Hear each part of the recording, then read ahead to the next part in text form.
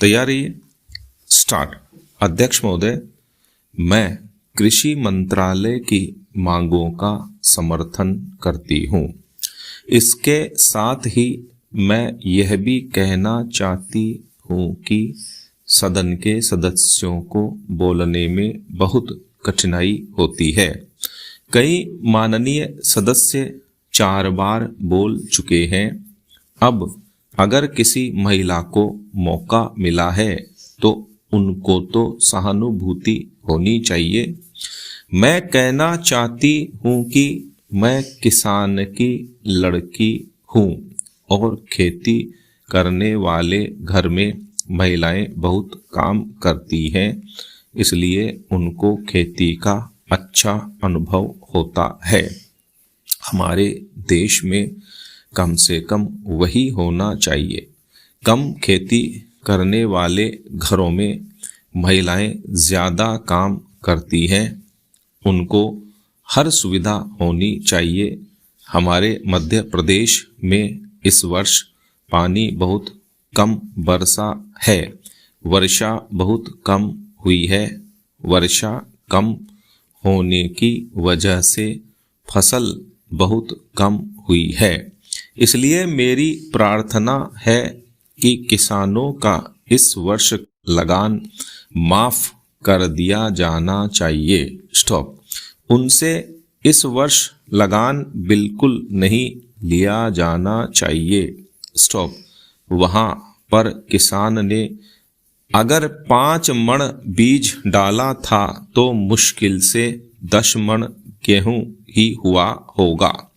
किसान रो रहे हैं, उनको कोई सुविधा नहीं है, इसलिए उनका इस वर्ष का लगान माफ कर दिया जाना चाहिए। आपको चाहिए कि आप गेहूं की कीमत निर्धारित कर दें। किसान की खलिहान में जब गल्ला आता है और उसको जब वह बाजार में ले जाता है तो वहाँ पर व्यापारी लोग उसको कम कीमत में खरीद लेते हैं और खरीद कर अपने घर भर लेते हैं। बाद में जब जनवरी फरवरी का महीना आता है उस समय उसको दुगुने या उससे भी अधिक दामों पर बेचते हैं। जनवरी फरवरी से पहले वे गल्ला घरों से निकालते ही नहीं हैं। स्टॉप।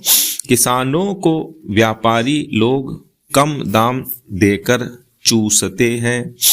किसानों के घर में कुछ नहीं बचता है। इसलिए हमारे कृषि मंत्री जी को सोचना चाहिए कि फसल आने के पहले वह दाम निर्धारित कर दे। फरवरी मार्च में दाम निर्धारित कर दे ताकि किसान का गल्ला कम दामों में न बिकने पाए। अन्न की समस्या आज बहुत नहीं है।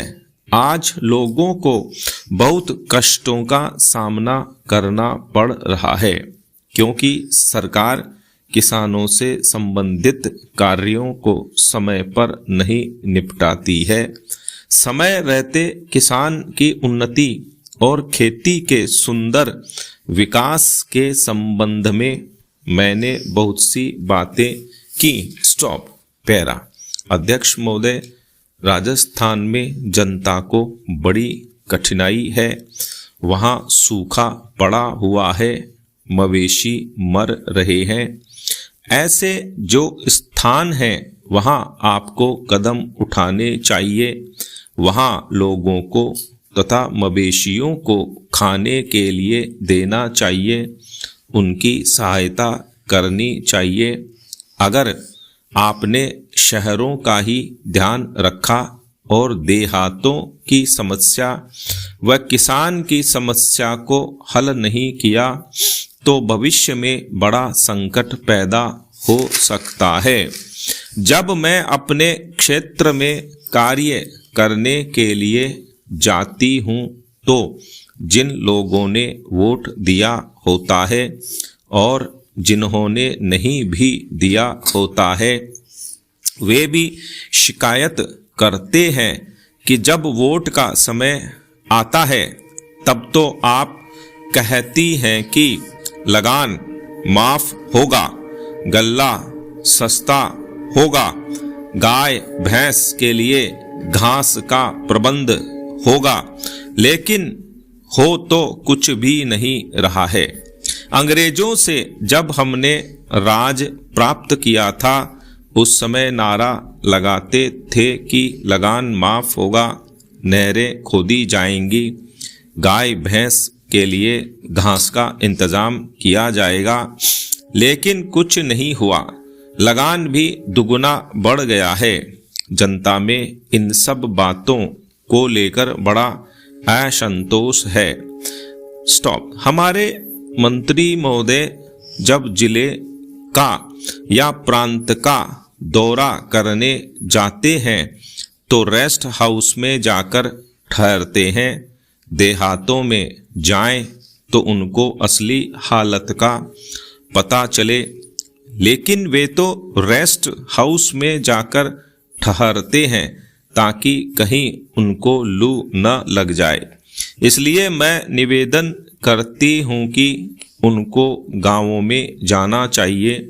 वहाँ जाकर उनको किसान की कठिनाई को समझना चाहिए, उनकी कठिनाई को दूर करना चाहिए।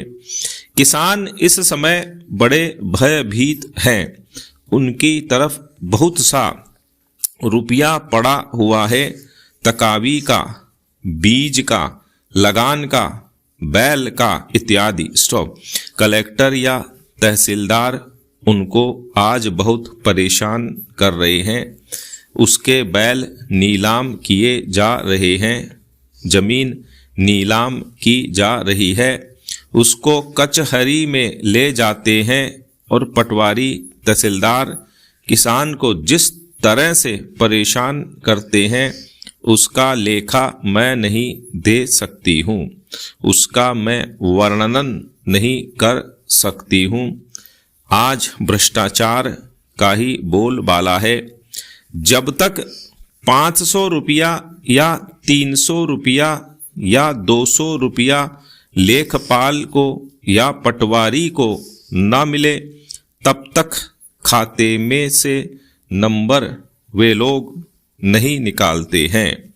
कचहरी में उन्हें परेशान किया जाता है और वे सब जगह परेशान होते हैं।